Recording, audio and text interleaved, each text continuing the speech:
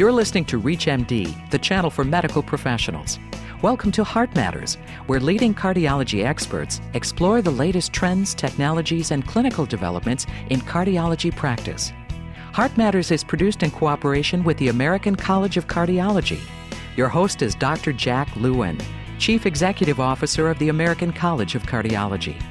What can we learn from the past century of healthcare policy that can better inform how we develop such policies today? Our guest is Dr. Rashi Fein, Professor of the Economics of Medicine Emeritus in the Department of Global Health and Social Medicine at Harvard Medical School in Boston, Massachusetts. He's the author of the book, Learning Lessons, Medicine, Economics, and Public Policy. Welcome, Dr. Fein. Thank you. It's good to be here and to talk with you. Today, health policy is like a perennial employment opportunity with all the things going on in healthcare reform. In your recent book, you give a firsthand account of your work over your whole career advising on health policy matters. Can you tell us about your experiences developing health policy? What works, what doesn't? What have you learned? Well, let me indicate I'm 84, so I've been around a while. And that means that when I entered into this arena of healthcare and health policy, way back as a graduate student at Johns Hopkins in economics, there was no field. You could name all of the people who were health economists on the fingers of one hand, and that would apply even if you had lost a couple of fingers in an accident. So here I am many years later, and what do you know? There is a field. Many more economists, many more journals, many more articles, many more dollars. I don't think that we're spending more dollars because there are more economists, but the two are correlated, not causal, but correlation. So it's turned into a lifetime job. Let me indicate that most of the things that I learned, I believe, are things that would apply to almost any field. Call it housing, call it nutrition, call it transportation. Healthcare has its own very clear, unique qualities, which I know lead me to say it's more complicated than most sectors of the economy, and it is very important. I stress this. Not everyone agrees with me. I think it's very important to have been embedded in that field at a medical school. My friends are physicians. I am on a board of trustees of a long-term care institution. I have, over the years, tried to understand how physicians think and what they think about. And I think that if you sit, as many economists have over the years, in your own office, playing with numbers and not really understanding the institutions, you are more likely to be in error than to be correct as you offer advice to the people in the field. Well, you've seen it from so many dimensions, and you've seen it through many years. I mean, as you say, health policy was a relatively new field when you entered it, and now it's like a wildebeest migration. So they're swarming health policy and economists all over Washington to try to deal with health reform. I noticed in one of the chapters of your book, you called it Keep It Simple. I'm glad you didn't add that fourth word, stupid, to that. But keep it simple. You recount that policymakers have tried to fix policy when, in fact, they made things even more complex. Can you explain that? I think there are two dimensions to it. Let me take the policy atmosphere. If you can't keep it simple and you can't explain it to the public, and you can't explain it to the people who will be directly affected. Let's take healthcare. That means explain it to people who had hospitals, to physicians, to nurses, and, of course, to potential patients. If you can't explain it, the chances are, A, that you're not going to get the support from the public and from the people who deliver the care, and B, that one of the components of complexity is that there are many steps in a process. Right. And you know and I know that in each step, if you achieve 98% success, you are doing fabulously. But if there are 10 steps, by the time you've completed all 10 steps, you're no longer at 98%. you're down at, if I don't compound it, you're still down at 90%. Well, I think about it in terms of what we're going through right now. I mean, there's some great things: expanding access to care, pharmacy benefits for seniors, filling the donut hole, incentives for prevention and chronic disease management, important insurance reforms, and so forth. But, so what you're saying is the more than 2,000 pages in that bill with all the other things in there, make it kind of a frustrating process for people. And most people are waiting for the movie, I guess, instead of reading the bill. It's certainly been a frustrating process for the administration, which has been unable, I think it's a fair statement, unable to galvanize support even from people who will be the direct beneficiaries of the law once it is implemented in 2014. Yeah, and the Congress, of course, made the law, and they added the complexity. But, do you think that then what you're saying about keeping it simple, health scholars today maybe, are they too specialized to even understand how to keep it simple and articulate the essence of things? Oh, I don't know that it's specialization. It may be that the temptation that any advisor has is to satisfy his or her need for thorough, complete answers to all the questions. And I understand why, if you're developing a game plan for the National Football League, Super Bowl, you're, as a coach, going to try and anticipate everything. But there comes a point where, by anticipating everything, nobody can understand what they ought to be doing. And that's not the way the world works. Things change unexpectedly. One would have hoped, I did hope, that some of the things be specific.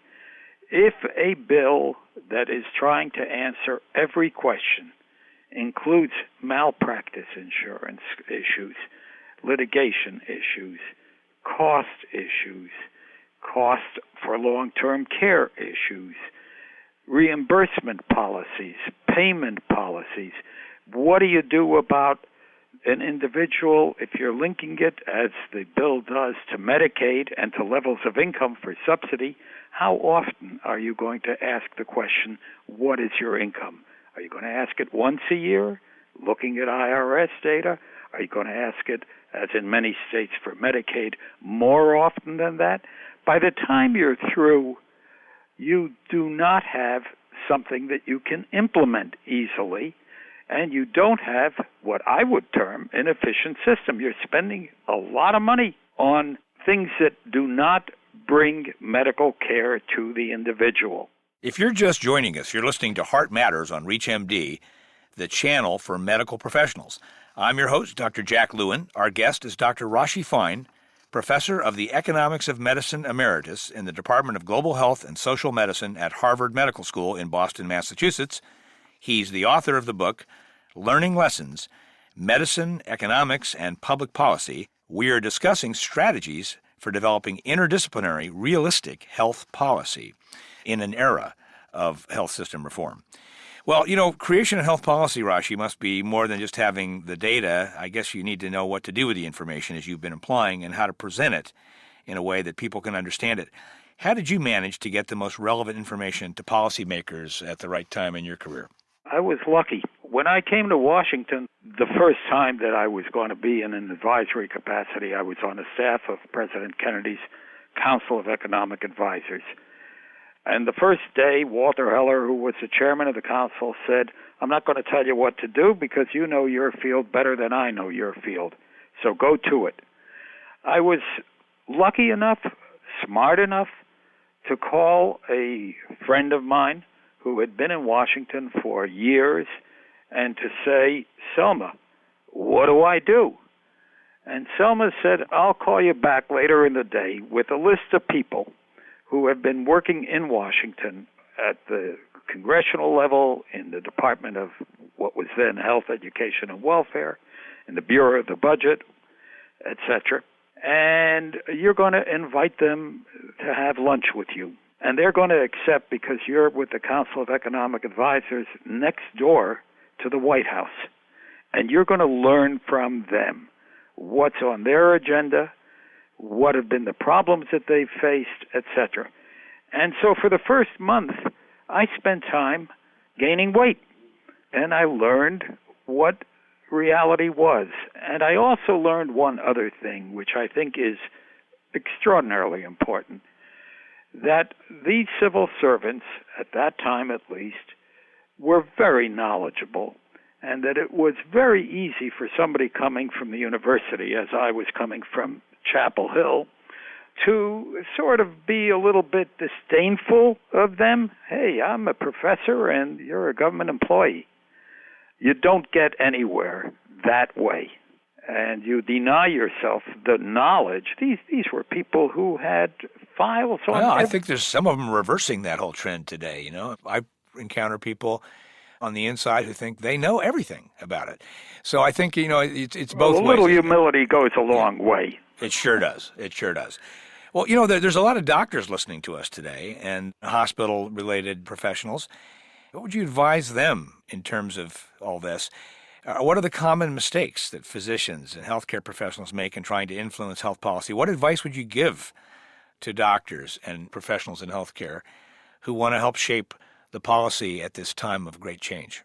Well, one of the chapters in my book is about words, and words matter. And I think that in the relationship between physicians and lay people, physicians should be very clear that their words, they must choose them carefully. Don't use rationing or death panels, for example. Don't use rationing. Don't use death panels. And don't assume that the word that you know as a physician means the same thing to the layman. Physicians know a lot of Latin terms and all of that, but I'm talking about just plain English. Second, the lay people that a physician meets are necessarily going to be of different ages, and the physician is aware of that as she or he renders care. But be aware that different age groups come with different sets of experiences.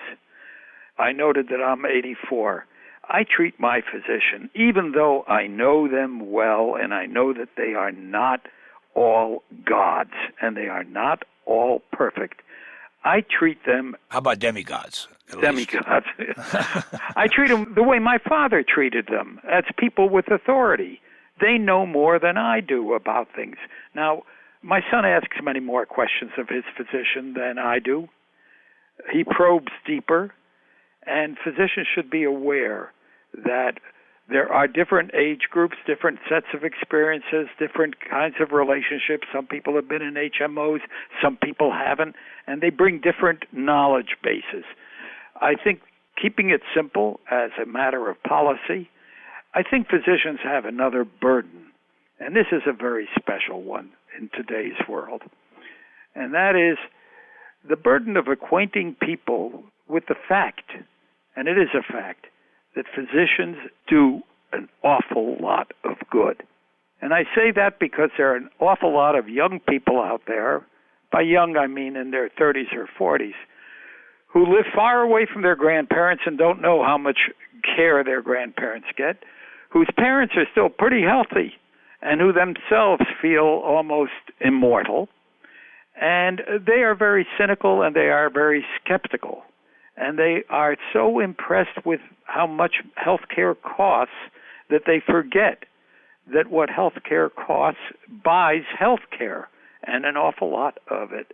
And I think that the physician has a burden to try, I'll put it to you this way. I taught an elementary course in healthcare economics. I had a requirement that every student spend 12 hours, preferably 8 p.m. to 8 a.m., sitting in the emergency room of a local hospital. I wanted them to be aware that there are sick people, because at that point in time, Newsweek had a front cover with a picture of a CAT scan machine saying the doctor's latest toys. And there's a lot of that attitude out there, that this is a field which is one big ripoff. It's been a fascinating discussion with you, and thank you for all the contributions during your career, Rashi. We've been talking with Dr. Rashi Fein about strategies for creating interdisciplinary, realistic health policies. Dr. Fein, thank you for being our guest. Thank you very much for inviting me. It's been a pleasure. You've been listening to Heart Matters on ReachMD, the channel for medical professionals. Heart Matters is produced in cooperation with the American College of Cardiology. For more information on this week's show or to download a podcast of this segment, please visit us at reachmd.com. Thank you for listening.